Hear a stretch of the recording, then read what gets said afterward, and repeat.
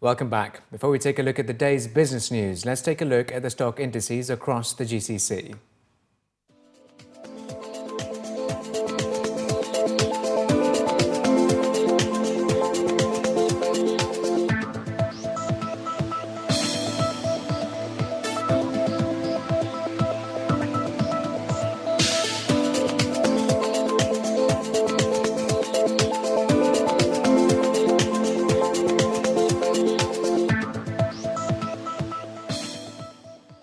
And in our top business story, Emaar Properties reported a 48% jump in fourth quarter net profit on Monday, as it benefited from a renewed real estate and tourism boom in the Emirates.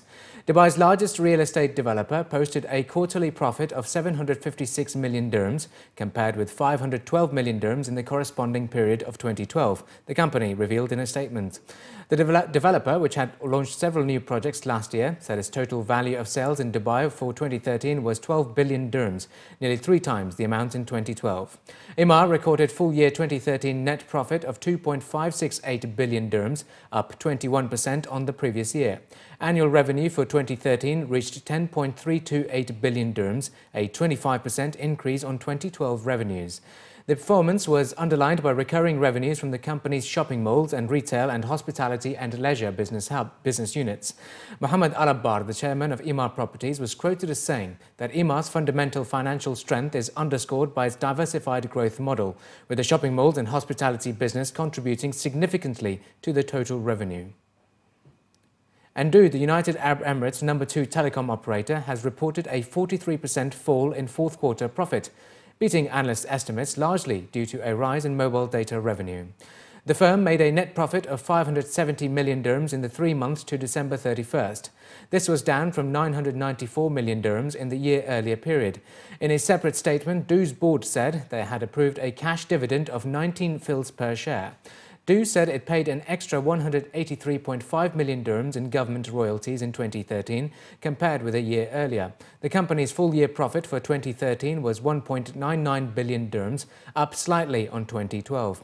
Fourth quarter revenue was 2.87 billion dirhams, up 8.3% from a year earlier, with annual revenue ringing 9.7% to 10.8 billion dirhams.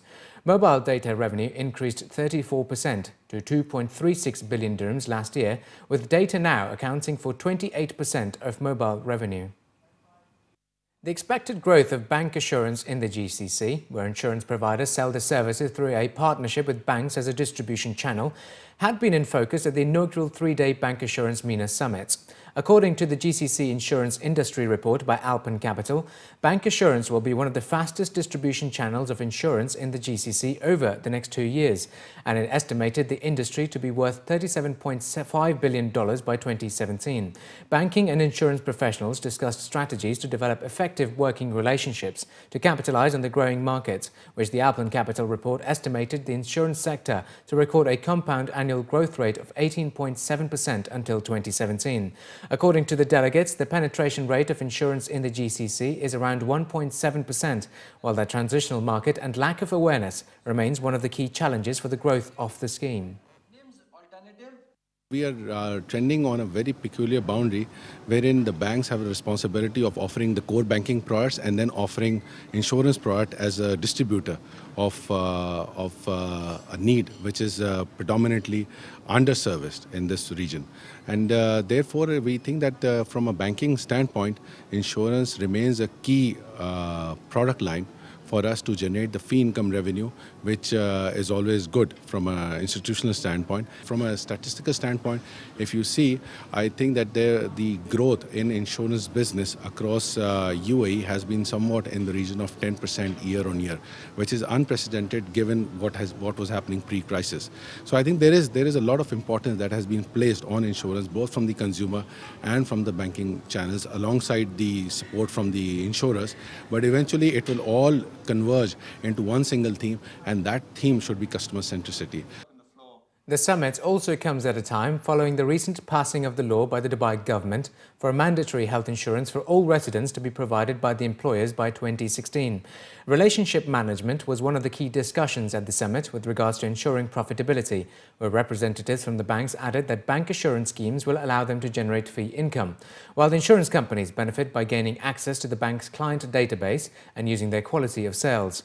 Meanwhile, for the customers, such schemes can allow them to acquire such services from a trusted provider and offer convenience with regards to payment plans. If you have a trusty customer who has been with you, who has bought one product or two products, he's going to be a customer for the future. Now, a customer, if you look at the life stage of bancassurance or any kind of a industry, there is a pioneering phase, the growth phase. You associate that same to the life stage of a customer. He has been in the bank, started off as a savings account, then he gradually updated himself with various other products. And bancassurance products or insurance products, to be more specific, is going to help him to have products that cater to different needs based on his life stage focus. And now if you have a very good or a long-term customer, the chances are that his family would be your next customers. So he's just not one customer, he can bring a group of customers. Property developer Nakheel on Monday launched the Palm Tower residences, made up of 504 luxury units, housed in Nakheel's new 50-storey landmark development on Palm Jumeirah. The Palm Tower, part of the new Nakheel Mall and hotel complex at the heart of the island, includes a mixture of serviced, fully furnished studios and 1-, 2- and 3-bedroom apartments. The Palm Tower, due for completion in 2016, also includes a 5-star 290-room hotel, which will occupy the first 18 floors of the tower. The Palm Tower will be Nakheel's flagship hotel under the company's expansion into the hospitality and leisure sector.